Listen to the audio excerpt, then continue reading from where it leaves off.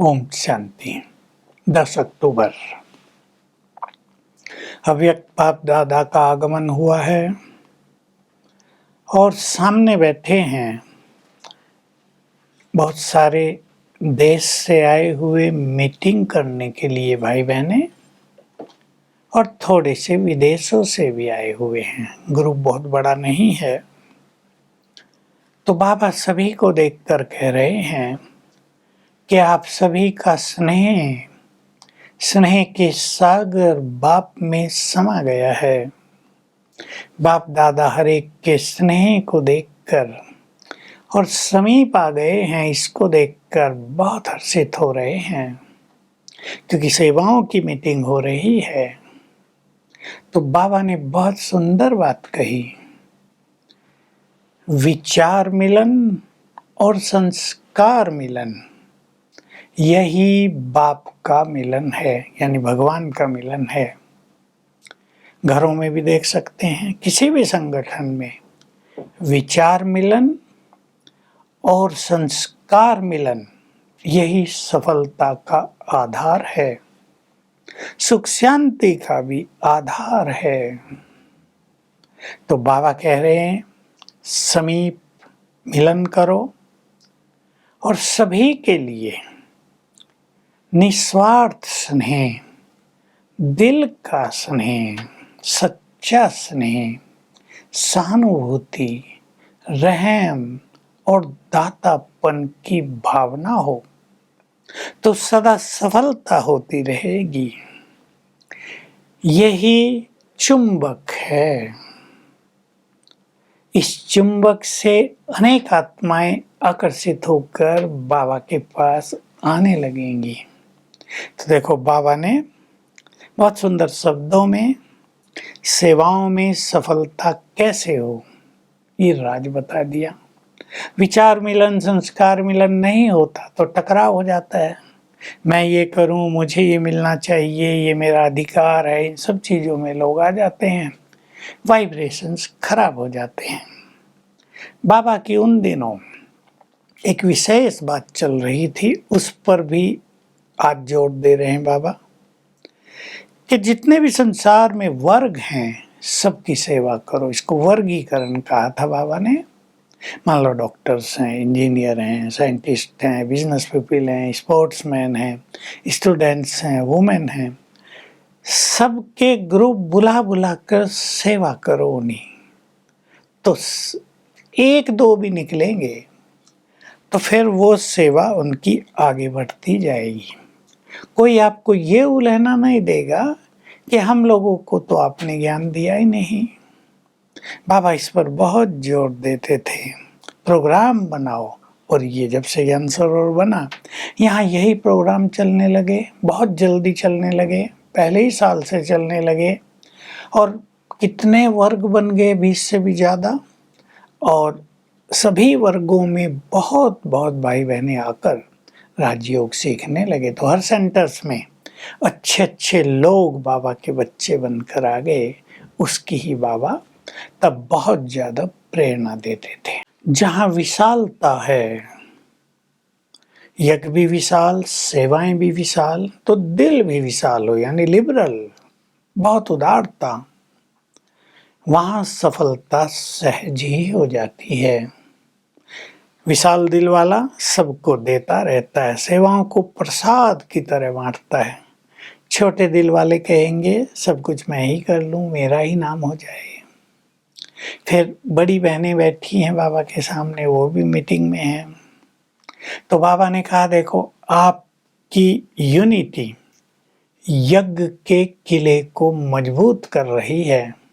भले ही संस्कार तो सबके अलग अलग हैं, विचार भी अलग हैं, जीवन भी अलग हैं, फिर भी यूनिटी, एक दो को शुक्रिया देना, बाबा को शुक्रिया देना, इससे प्यार बढ़ जाता है संगठन में, वातावरण बहुत पावरफुल हो जाता है। तो आपका छोटा संगठन भी बहुत बड़ी मजबूती है इस यज्ञ के किले की।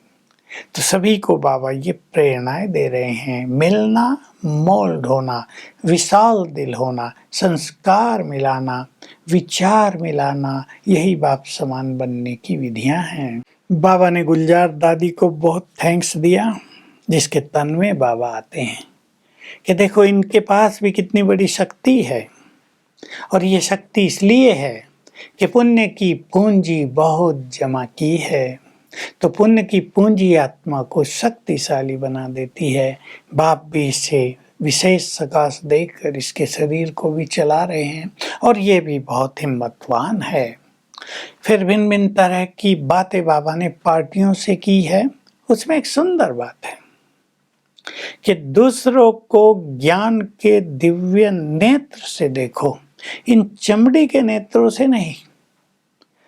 ज्ञान के दिव्य नेत्र से देखेंगे तो आत्मिक स्वरूप में देखेंगे, महानताओं को देखेंगे।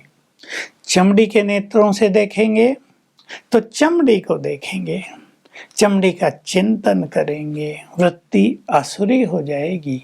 हम आज से प्रैक्टिस करेंगे। ज्ञान के दिव्य नेत्र से सारे संसार को देखना, विनाशी संसार को देखना, अविनाशी चीजों को देखना। दूसरी बात है, जो माताएं और भाई बहनें हैं, चाहे टीचर्स हैं, वे शिव शक्तियां हैं, ईश देवियां हैं, पूजनीय हैं, इस दृष्टि से देखो। और जो भाई लोग हैं, गोप हैं, वे महावीर हैं, तो वे शिव शक्तियां हैं, ये महावीर हैं। दोनों में ऐसी दृष्टि और वृत्ति बनाओ तो थोड़ा भी जो निगेटिव भाव रहता है, कुदृष्टि रहती है, वो समाप्त हो जाएगी। स्वराज्य अधिकारी बनना है तो अपने आदि और अनादि संस्कारों को इमर्ज करो। ये बहुत ही अच्छी बात है जो आजकल बाबा 5 स्वरूपों के अभ्यास कराते हैं, उससे हम स्वराज्य अधिकारी बन जाएंगे। तो हमें चेक करना है, हम संगठनों में विचार मिलाकर चलते हैं, संस्कार मिलाकर चलते हैं। संस्कार वही मिला सकते हैं जो मोल्ड हो जाते हैं, जो हाँ जी कर लेते हैं। अगर परिवारों में और संगठनों में हम ऐसा करके चलेंगे तो सेवाएं बहुत तेजी से आगे बढ़ेंगी। आपके परिवारों में सुख, शांति और खुशी का माहौल रहेगा। वरदान है, विकारों के सूक्ष्म अंश को भी नष्ट करने वाले सदा समर्पण और ट्रस्टी भाव। देखिए, मोटे मोटे विकारों को तो सब जीत लेते हैं, लेकिन उसके सूक्ष्म अंश रह जाते हैं। क्रोध का सूक्ष्म अंश, थोड़ा रोब से बोलते हैं, बीच बीच में हल्का क्रोध आ जाता है।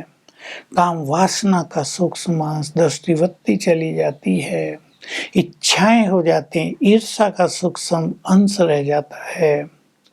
ये सब जो विकारों के सूक्ष्म अंश हैं, इनको भी बाप पर अर्पित कर दो, समर्पित कर दो, तो आत्मा संपूर्ण रूप से निर्विकारी बन जाएगी। स्लोगन है, किसी भी विशेषता के कारण अगर हमारा किसी से विशेष लगाव हो जाता है, आकर्षण हो जाता है, तो ये भी सूक्ष्म में आत्मा को बांधने वाला लगाव है। तो आज का हमारा अभ्यास रहेगा बाबा के स्नेह में मगन होने का, और चिंतन होगा। हम विचारों को, संस्कारों को मिलाना जानते हैं, स्वयं को झुकाना और मोल्ड करना जानते हैं। तो आज बाप दादा को सामने देखकर उन्हें शुक्रिया करेंगे। जो कुछ उन्होंने हमें दिया है उसके लिए शुक्रिया करेंगे, तो मन उनके लिए प्यार से भर जाएगा, और फील करेंगे फिर उनकी तेजस्वी किरणें मुझे मिलने लगी। ओम शांति।